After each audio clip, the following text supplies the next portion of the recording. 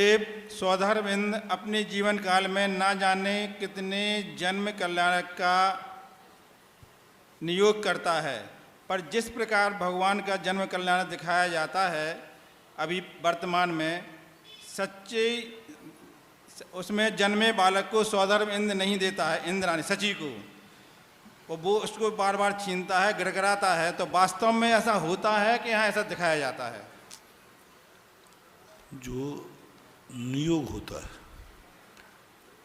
स्वधर्मेंद्र जब सची अंदर से लाती है तो वो एकदम देने का भाव तो स्वाभाविक नहीं करती।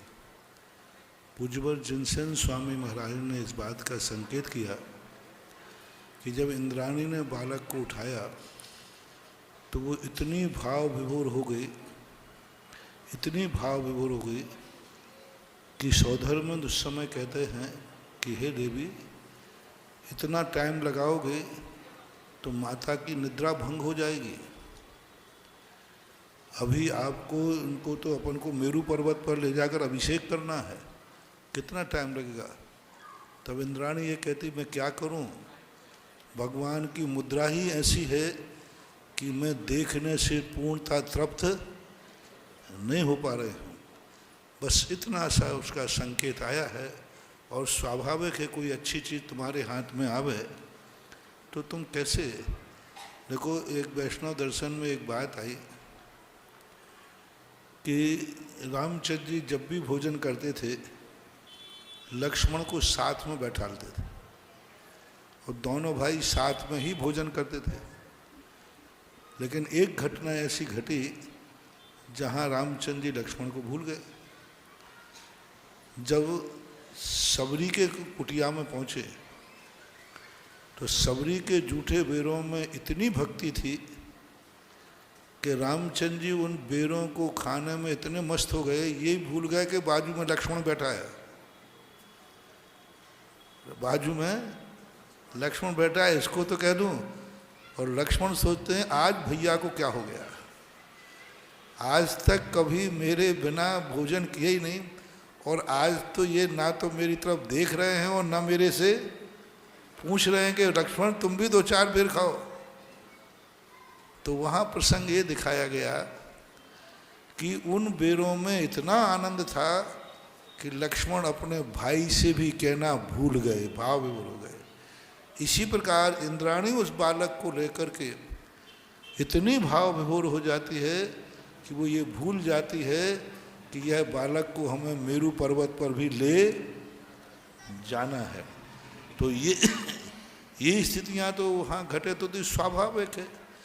और असंख्यात पंचकल्याणक मनाने के बाद भी वो स्वरूप ऐसा होता है कि स्वधर्मेंद्र को कभी ऐसा नहीं आता।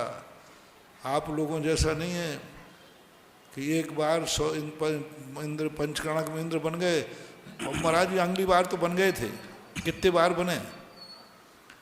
आप लोग बोर हो जाते हो, कितने बार इंद्र बने महाराज, एक बार तो बन गए, कितने बार करें।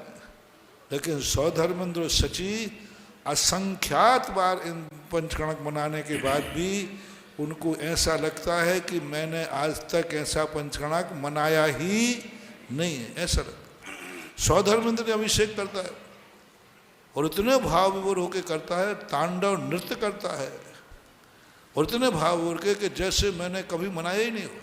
सची बालक को उठाती है तो उसको उस समय ऐसा लगता है मैंने आज तक ऐसा बालक देखा ही नहीं। और ऐसे बालक कितने देख चुकी, वो असंख्यात बालक देख चुकी। लेकिन जिस बालक को देखते हैं उसको ऐसा ही लगता है। आप दूसरा उदाहरण दे रहा हूँ, आप लोग रोटी कितने बार खा चुके हैं? और जब भूख लगती है तो रोटी पे खाते हो तो कभी ये भाव आता है ये तो बहुत बार खा ली, कैसा लगता है? जैसे जिंदगी में कभी खाई नहीं हो। क्योंकि वो दूसरा उदाहरण देता हूँ, बालक, माँ का बालक गोदी में है, एक बार माँ ने देख लिया, अब वो माँ बार बार जितने बार बालक को उठाती है बार बार बालक के चेहरे को क्या देखती है? क्या देखती है? बालक तो वही है ना, लेकिन वो माँ अपने बालक का चेहरा देखते देखते कभी आघाती नहीं है, ऊबती नहीं है। दूध पिलाएगी तो चेहरे पर दृष्टि होगी। तो ये आनंद की बातें होती हैं। जब किसी चीज़ का ऐसा आकर्षण होता है तो व्यक्ति वहाँ बोर नहीं होता, बल्कि ऐसे लगता है मैंने ऐसा कहीं छायक सम्यक दृष्टि है, एक भवतारिणी है सची, उसको ऐसा लगता है कि अवभाग्य मान करके करते हैं। तो ऐसा उसका, अब अपन उसको मंचन करने के लिए स्टेज पे थोड़ा सा विस्तार कर देते हैं, थोड़ा सा उसमें नमक मिर्ची मिला देते हैं। लेकिन नमक मिर्ची मिला सकते हैं, लेकिन नमक मिर्ची अकेली तो नहीं खाई जाएगी ना। वहाँ थोड़ा सा आटा था, अपन मंच में नमक मिर्ची मिला के थोड़ा मनोरंजन कर लेते हैं। लेकिन होता है, कुछ ना कुछ तो होता ही है।